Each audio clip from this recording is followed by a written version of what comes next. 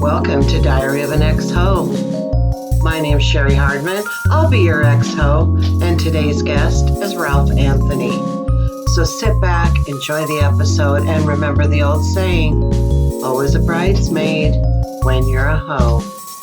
Stoked to be here.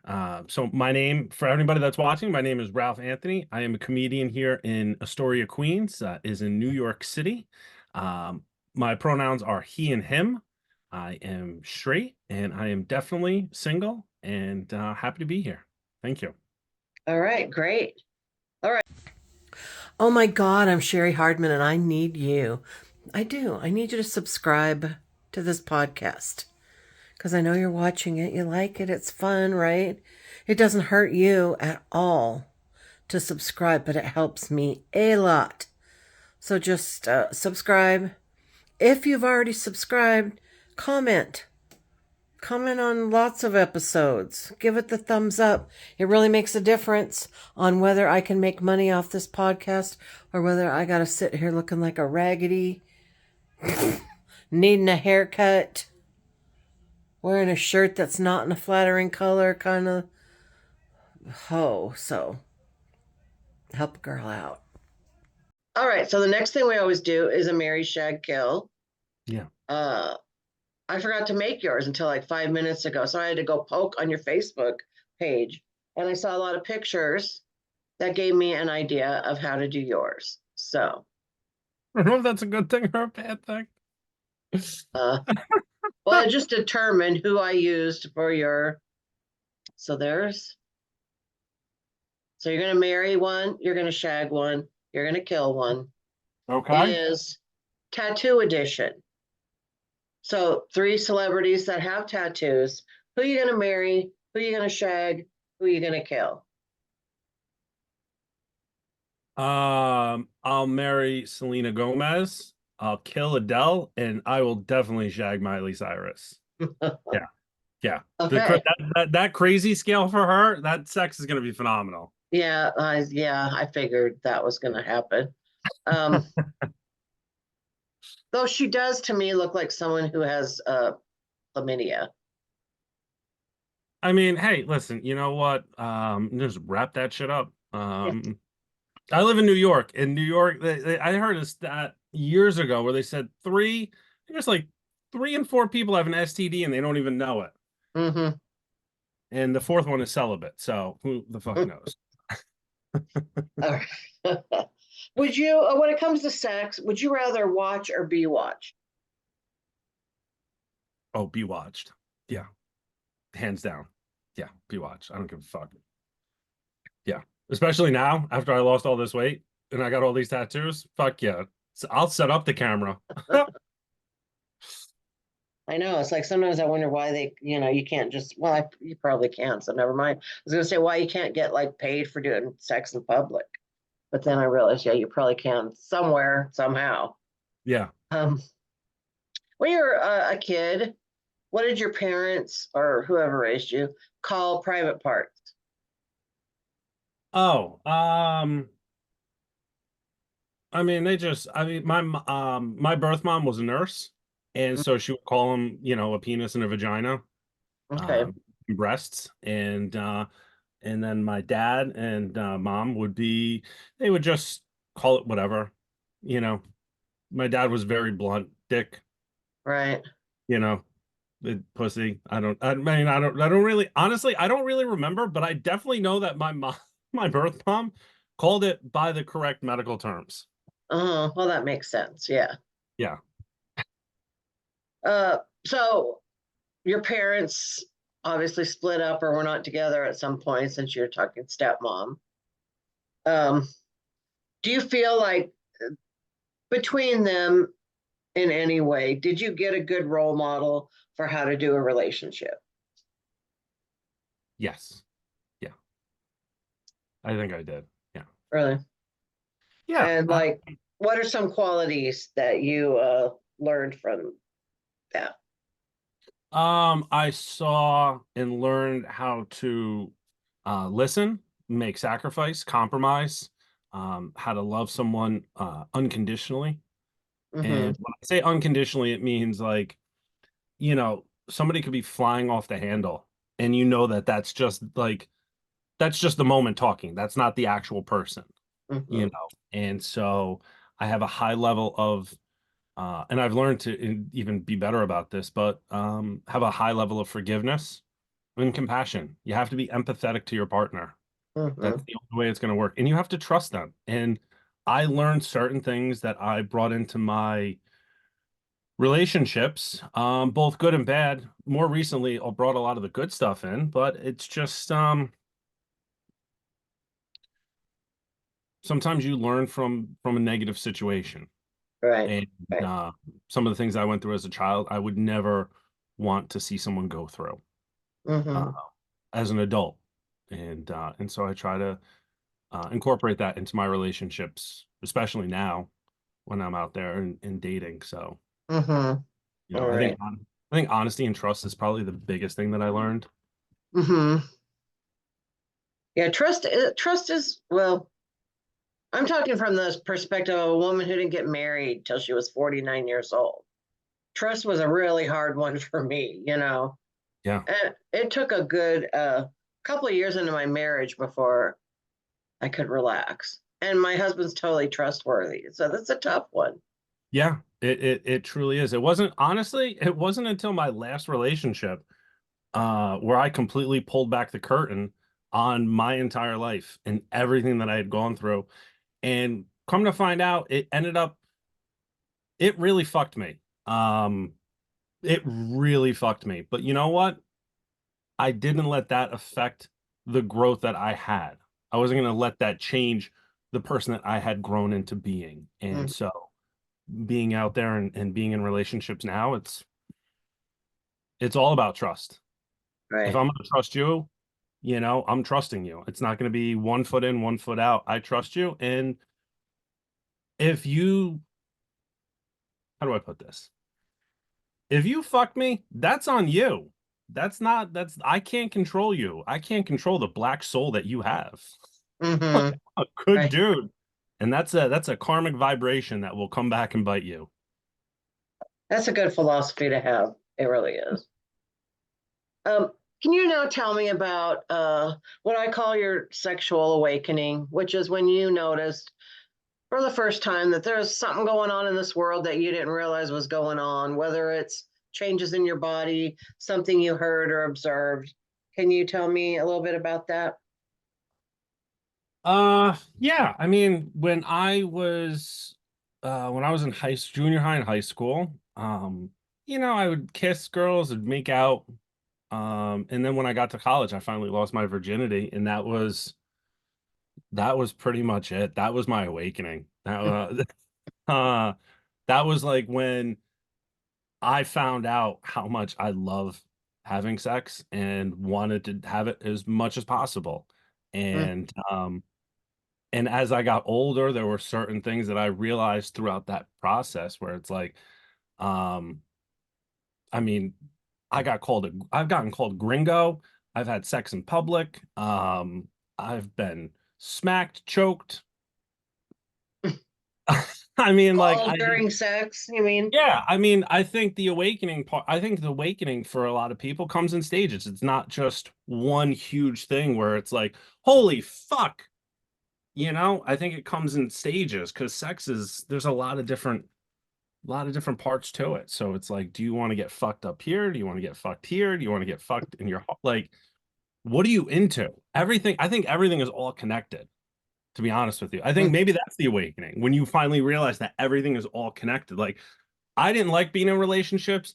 I had slept around for pretty much almost my entire adult life, outside of some relationships here and there. But when you connect with somebody and they see the person inside of you, like, I don't know, that sex is that's a huge awakening when you're like, it could be that great with one person when the mm-hmm. fireworks go off and things explode, and you're like, when you're done, when you both come and you're lying there being like, fuck, that was amazing.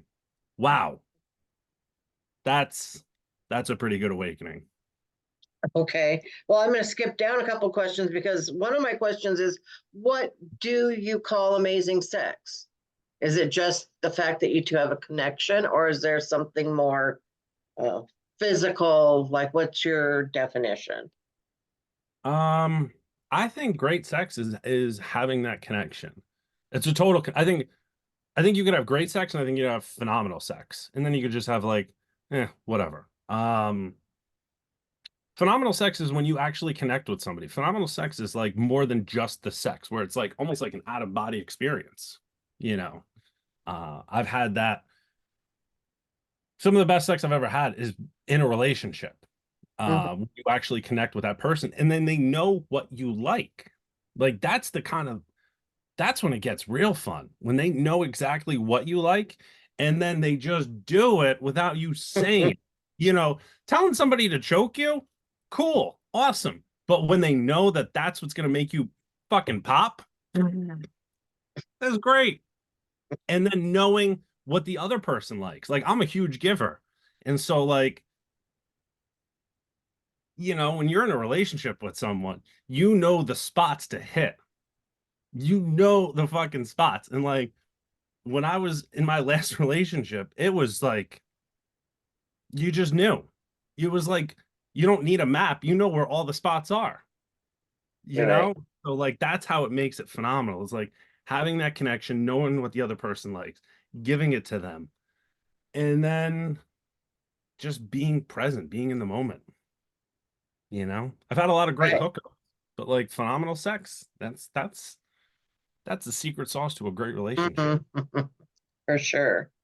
Did you have any celebrity crushes when you were younger? Oh God. Yeah. Oh yeah. How much time do you have? I There mean, were a I'm an lot, huh? I'm an 80s baby. I grew up in the 90s. So like um let's see. Obviously, yeah, Pam Anderson, Tiffany Amber Thiessen, um uh oh God, Elizabeth Berkley, um Carmen Electra, uh, Tyra Banks. I mean, like, All right. yeah. Can you think of like a mainstream movie that you would watch that had like a love scene or sex scene or whatever that really kind of did it for you?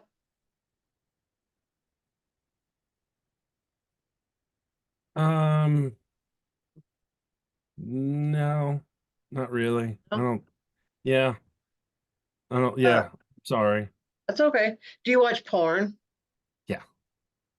What's your like go-to categories you're willing to admit to? I mean, obviously, I like girl on girl, three ways. I like choking. I literally just will go on and will just scroll down. And if I see something that I like, that's what I like. I mean, like if I'm looking for specific searches, I like girls with tattoos, girls with curves, girls with glasses, like, you name it, like little things, piercings.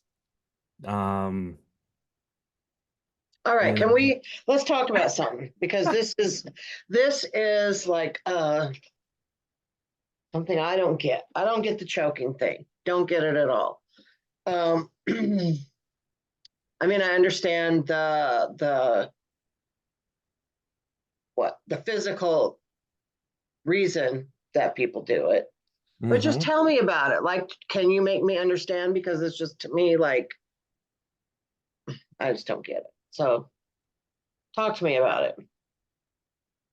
I mean, if am I am I the one getting choked or am I doing the choking? Because there's two things that I like about it.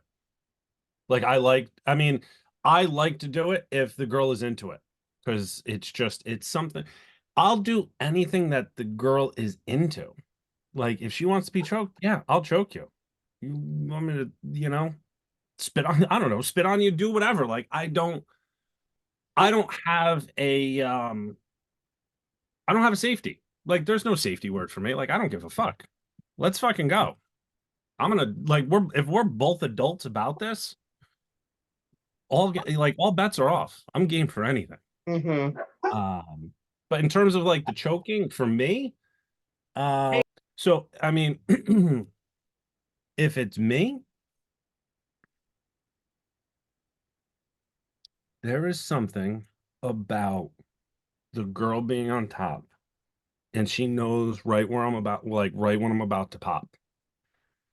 There is just something about it that like when you put your hands on my throat, like it's just I can't even explain it. It's just it makes everything so much more intense.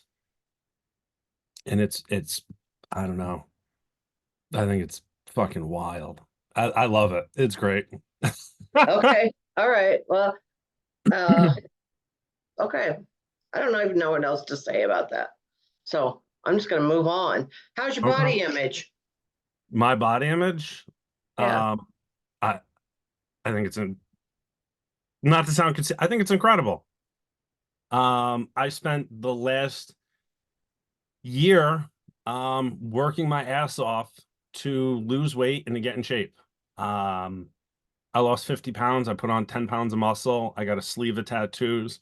I have never been more proud of myself or happier with the way that I look in the mirror. I took the I think the thing that the thing that gets me about it now is that I took the literal worst situation I'd ever been in my entire life. Never been at a rock bottom that low before, and just worked on myself from the inside out. Like I got right with God. I started journaling more, meditating more. I did some sound bowl stuff. I worked with spiritual healers, and I lost all this weight. And like the light that's in me just fucking just shines right out. And so when I look at myself, I don't just see a man with muscles and tattoos and a six pack. I see a fully formed person that just made a comeback like he's never seen before. That's great. That's like a whole metamorphosis, you know. And I Yeah. mean, you do have a banging bod, I will say that. So Thank you. congratulations. Thank you. Do you have any sexual regrets? Uh yeah. I do. In my 20s, I was a fucking cheat. I was a cheat. I cheated on all the time. Cheated all the fucking time. And that was something I had to address in therapy. And I figured out why I was that way. Mm-hmm. So I do regret that, but like I'm happy with who I am today. And so if I'm happy with who I am right now in this moment, I have to be happy with all the steps that I took to get to this moment. Right, So while I do regret it, I regret it in selfishly for the way that I made someone else feel. right. But other than that, I have no regrets. That it's been a lot of fun. Good. Do you have like a anything left on your sexual bucket list that you haven't done yet? Um, no, no, I've done it. I've run the Done it gamut. all, huh? I've done it all. Yeah.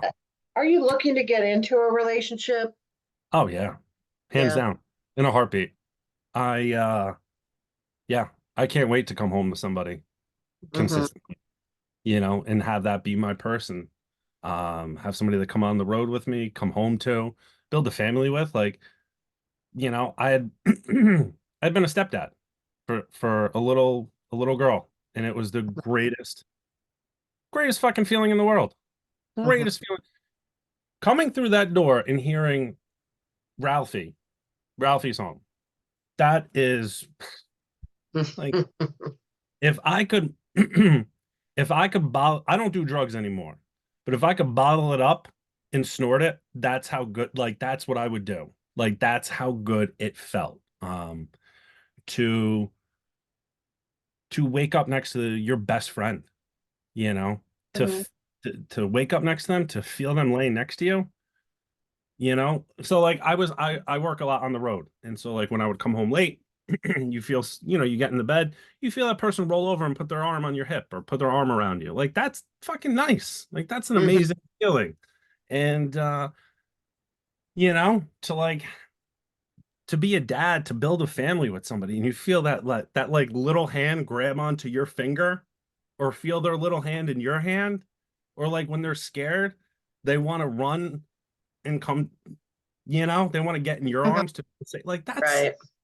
that's the fucking secret sauce of life. So you're what? I'm How old? 42. Okay. So, you must, uh, uh, well, if you want to have kids and stuff, you need someone younger than you, basically, right? Yeah. So that's your dating pool is just from what to what? I'm just trying to hook. Um, I mean, my dating pool would be dating for a relationship, like dating with intention. I mean, 32 to 38, I guess. I Hmm. mean, having kids that are older. I mean, women are having kids being older now. I mean, I've been, I've dated women that have already frozen their eggs, So Hmm. like that's a thing that I didn't realize was even an option. So I could be dating somebody that's like 38, 39, or 40, but they've froze their eggs already. So it's like, is that really an issue? Like I don't know. Right. Yeah. But I mean, I've the girl I'm seeing now is she's 35, you Mm. know. Before that I was dating somebody that was 31, Right. so it's Those are good baby making years. yeah, yeah, they are. So what's your Instagram? My Instagram is at Ralph the Mouth 81. Ralph the Mouth? Is Yeah, that what you said? 81. Okay. Yeah. All right. Um, so this is probably going to come out maybe mid-March. Do you Okay. have anything to promote around that time that you can think of? Yeah.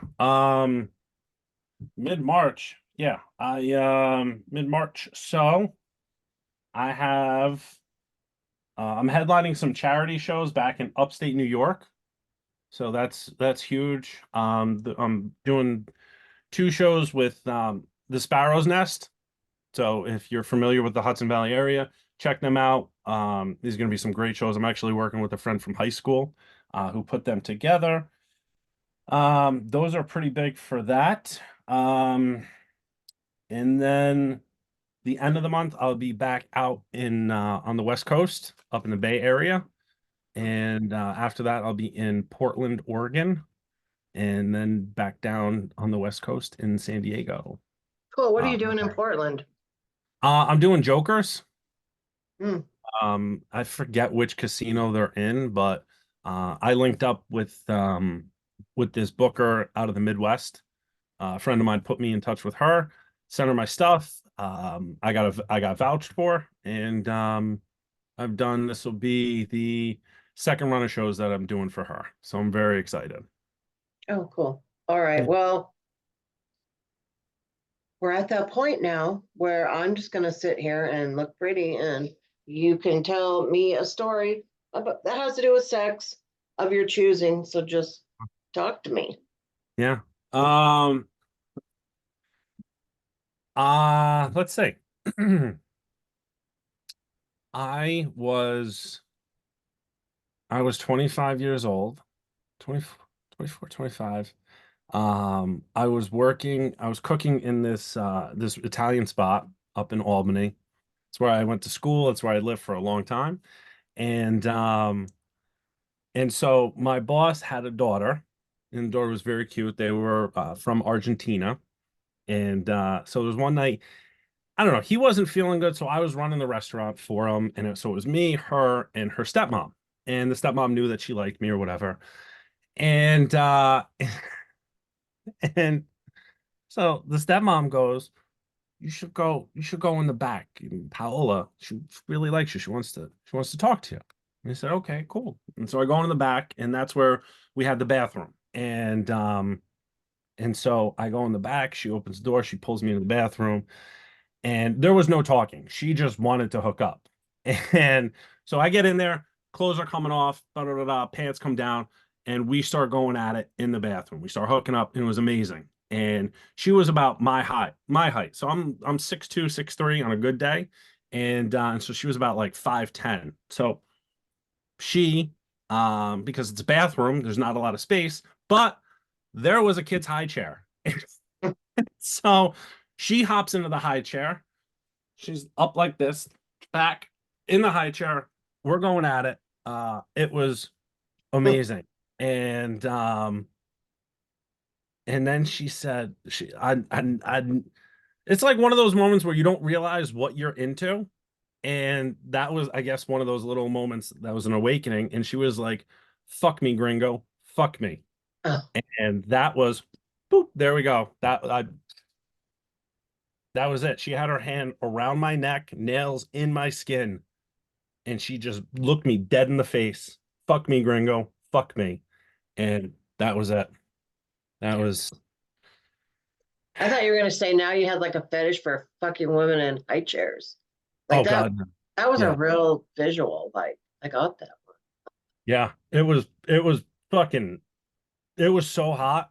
Um, God, she was speaking to me in Spanish.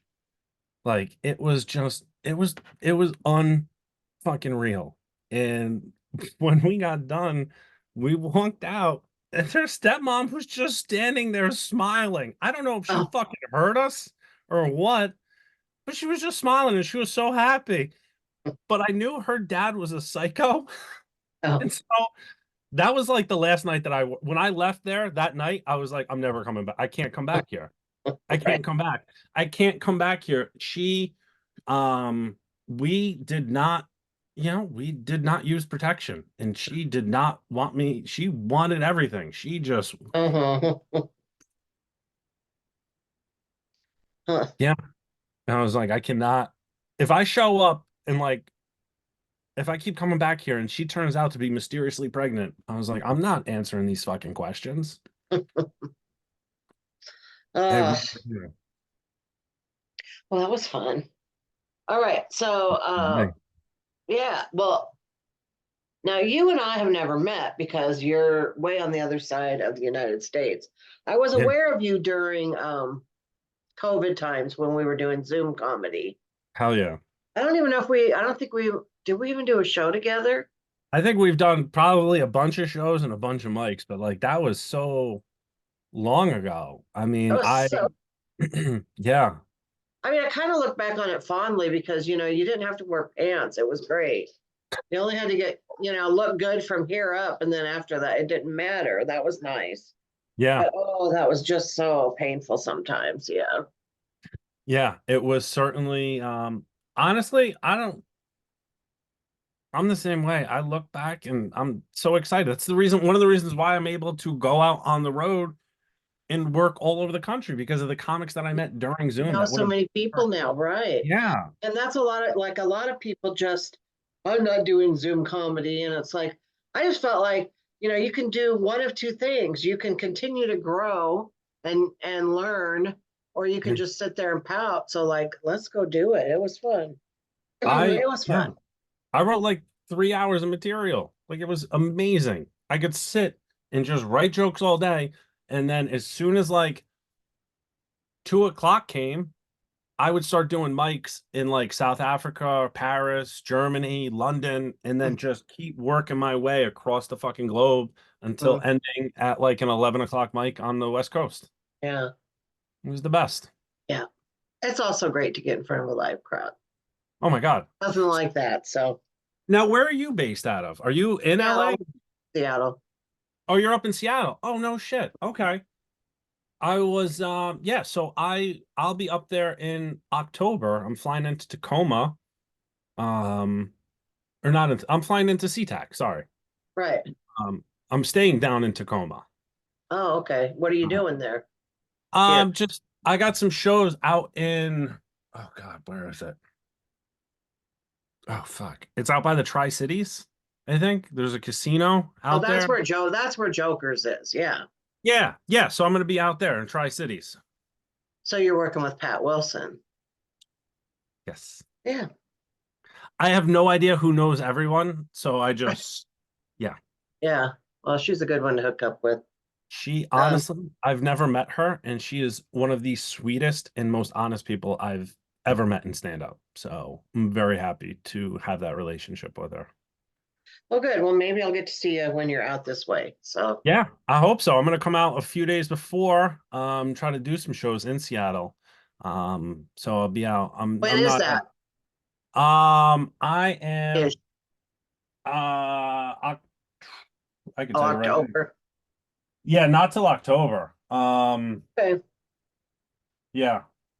Well, I'll keep that in mind. Let me know when the dates are in case I have something I can put you on. So, Yeah, it is the first weekend of October. I'll be at Joker's the 4th and the 5th, and I'll be flying into SeaTac probably like on the 1st. okay. Yeah, so that first week of October, and I can't wait. All right. Great. I love it out there. Yeah. All right. Well, thank you so much. It's been a lot of fun. Thank you. Thank you for All having me. This was great. I really appreciate it, and I'll talk to you soon. right. Thank you. Hell Okay. yeah. Bye.